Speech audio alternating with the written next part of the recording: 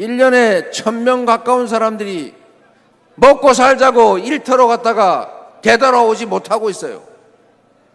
살자고 하는 일이 죽자고 하는 일이 된 이 암울한 현실을 바꿔야 되는 것 아닙니까? 노동을 존중하고 우리 국민 대다수가 노동을 통해서 먹고 살고 있는데 그 노동자들이 노동 현장에서 안전시설 미비로 과로로 그렇게 목숨 잃고 그 집안이 풍비박산이 나는 게 그게 타당한 일입니까, 여러분?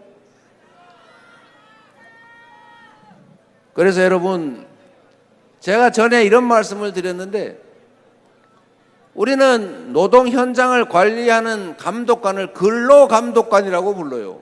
근로감독관. 일 잘하나 안 하나 감독하는 사람입니까?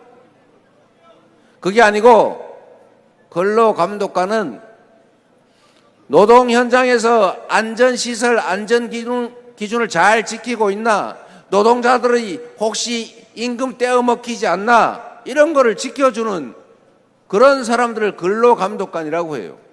이름 좀 바꿔야 되는 거 아닙니까?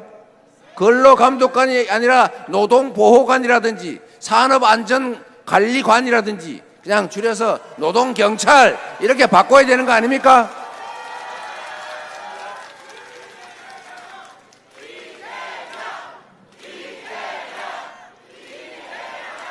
우리 군대에서 원래 헌병이라고 하는 게 있었잖아요. 그 헌병도 이름 바꿨어요. 군사경찰. 대한민국에 이 노동자가 천수백만 명 아닙니까? 2천만 명이 넘겠죠. 그런데 이 노동 현장에 이 노동 조건 미비로 법이 정한 근로기준, 노동환경 기준을 안 지켜가지고 무슨 안전사고로 추락해서 죽고 떨어져서 깔려 죽고 무슨 가스가 새가지고 질식해서 죽고 무슨 도로공사하다 무너져서 죽고 질병이 걸려서 죽고 이런 거 최소화해야 되는 것 아닙니까, 여러분? 대한민국이 10대 경제 강국이라는데 이 정도는 해야 되는 것 아닙니까, 여러분? 그런데 이 노동 현장을 관리, 감독하는 인력이 대충 3,000명을 넘지 못하고 있어요. 전에는 2,000명인가 그랬는데 그것도 문재인 정부에서 1,000명 늘려서 아마 3,000명쯤 될 겁니다.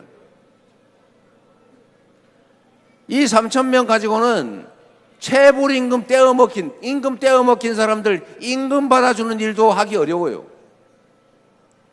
어느 공장이, 어느 산업 건설 현장에서 법이 정한 안전조치를 다 하고 있느냐, 안전대 갖추고 있냐, 추락방지망 설치했냐, 감독관은 제대로 배치되어 있냐, 이거를 관리를 해야 될 것 아닙니까? 이걸 관리를 안 하니 전부 다 위반하고 있잖아요. 법이 정한 규칙을 다 지키면 물론 돈이 많이 들죠. 돈을 벌려면 돈을 써야 되는 것 아닙니까? 돈이 많이 드니까 그걸 아끼려고 적당히 해요. 사고 웬만해서는 잘 안 하죠. 사람들이 조심하니까. 그런데 가끔씩 사고가 나요. 그럼 사람이 죽고 다쳐요. 그러면 어떻게 되느냐? 지금까지는 산업재해 보험이 들어있으니까 배상은 대부분 보험을 해줘요. 근로재해보험이라고 초과되는 혹시 피해 배상해 드릴 것은 일반 보험 들어요. 그러면 배상해 줄 게 없어요. 위자료 조금 주면 돼요. 그리고 형사처벌을 하면 기껏해서 현장의 과장, 관리자만 처벌해요.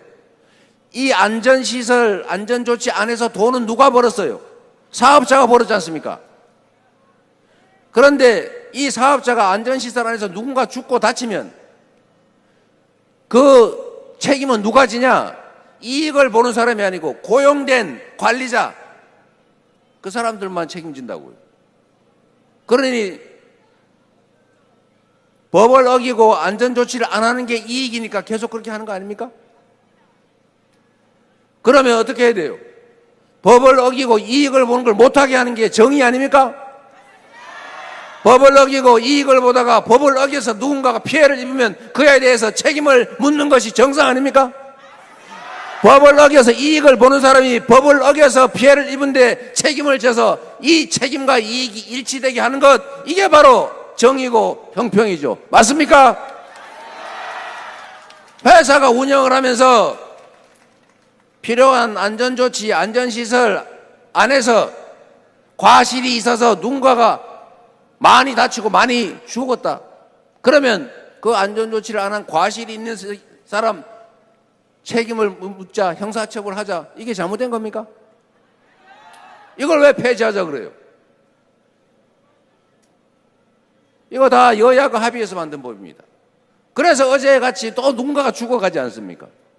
그나마 그 법이 시행되고 나니까 이 안전조치나 안전시설 안 하면서 이익 보던 사람들이 조금 조심을 해가지고 잘못하면 회사 사주가 그 이익을 보는 사람들이 책임을, 형사처벌을 질 가능성이 있으니까 조심을 한 덕분이겠죠. 그러니까 산업재해 사망자가 줄었다고 합니다. 그 김모 후보께서 그 토론에서 그런 말씀하시던데, 그런 거 처벌해봐야, 사고 난 다음에 처벌해봐야 뭐하냐, 미리 막아야지. 맞는 말 같지요? 그런데 틀린 말입니다. 형벌을 가하는 것은 두 가지 이유가 있어요. 첫째, 이미 저지른 일에 대해서 응보, 보복, 복수를 하는 거죠. 너 이렇게 했으니까 너도 한번 혼나봐. 이런 측면에서는 처벌이 예방 효과가 없다고 볼 수 있죠. 그런데 이거는 정말 한계만 아는 거예요. 이상하게 동전의 한 면만 보는 사람들이 요새 많더라고요. 양면을, 다 전면을 봐야죠. 형사처벌을 하는 더 본질적인 이유는 예방효과, 일반 예방효과, 특별 예방효과, 이 두 가지가 있습니다. 특별 예방효과는 뭐냐? 그 죄를 저지른 사람이 처벌을 받고 나서 정신을 차려가지고 다시는 죄를 짓지 않게 하는 것, 재범을 하지 않게 하는 것. 두 번째, 일반 예방효과. 다른 사람들이 처벌받는 걸 보고, 아, 저렇게 하면 처벌받는구나, 나 조심해야지, 이래서 범죄를 예방하는 효과가 있는 겁니다.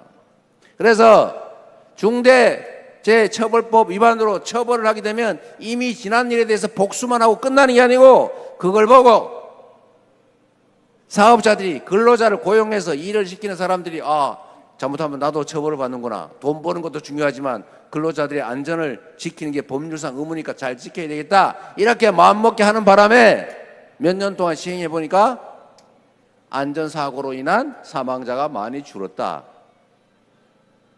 당연한 말 아닙니까, 여러분? 이거 폐지해야 됩니까? 아니, 이런 상식적인 얘기를 가지고 사장들, 사업자들 몇 사람이 좀 폐지하면 자기들 편할 것 같으니까 폐지해 달란다고 그쪽 편 들으면 되겠어요? 그리고 일부 언론들도 똑같아요. 그거를 국민의 입장에서, 다수의 입장에서 냉정하게 중립적으로 해야지.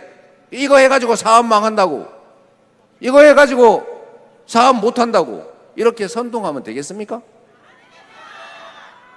물론 이거를 뭐 5인 미만까지 언제까지 확장 적용할 거냐, 이런 거는 계속 미뤄지고 있잖아요. 준비하라고 유예기간을 주고 있지 않습니까? 상식적인 나라를 만들어야 되겠죠. 최대 다수가 최대로 행복한 나라를 만들어야 되지 않겠습니까? 특정 소수만 혜택 보는 이상한 나라, 이제 그런 거 그만해야 됩니다. 과거에는 그게 진리였던 시대가 있어요. 우리가 가진 자본도 기회도 부족하니까 많은 사람이 다 골고루 나누면 다 흩어져 없어지잖아요. 물은 한 수대밖에 없는데 물 줄 때가 많으면 그걸 골고루 뿌려버리면 물 주는 효과가 없으니까 어쩔 수 없이 꼭 필요한데, 급한데 여기만 몰아서 물을 줘서 거기라도 키워야 되는 것 아닙니까? 그래서 우리가 산업화 시대에 수도권에 몰빵하고 특정 기업에 집중 지원해서 소위 낙수 효과로 어느 한쪽이 발전하면 그 혜택을 옆에서 누리면서 지금까지 우리가 압축적으로 신속하게 성장해 왔어요. 그건 나쁜 게 아니죠. 어쩔 수 없었어요. 그러나 이제는 대한민국의 자본도 기회도 역량도 많아지고 높아졌으니 이제는 공정하게 하는 것이 지속적으로 성장하는 길이다라는 국제기구들의 권고를 우리가 받아서 실천할 때다. 맞습니까, 여러분? 그렇게 해야 같이 잘 사는 세상 되잖아요.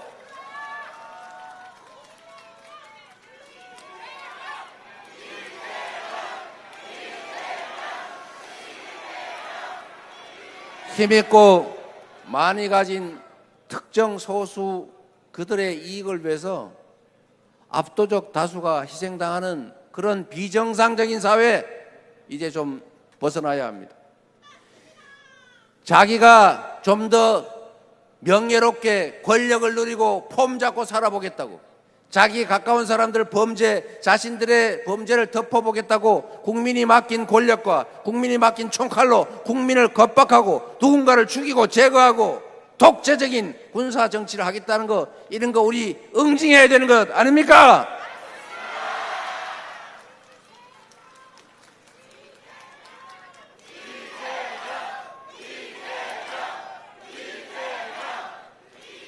(6월 3일이) 진정한 민주공화국, 국민이 주권자로 존중받는 진짜 대한민국, 모두가 꿈을 가지고 행복한 삶을 설계할 수 있는 새로운 나라로 출발하는 바로 그 첫날이 될 것이다. 맞습니까? 해주시겠죠?